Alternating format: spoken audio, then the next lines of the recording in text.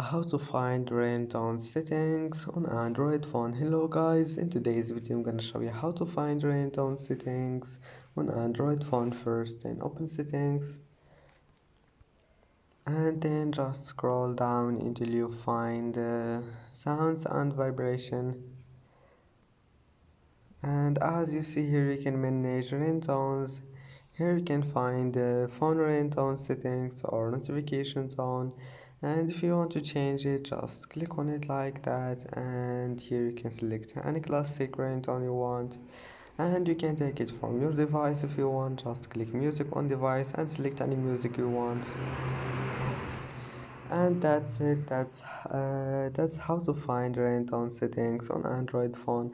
And that's it for today's video. If you like this video, don't forget like and subscribe. And thank you for watching this video until the end. See you in the next video.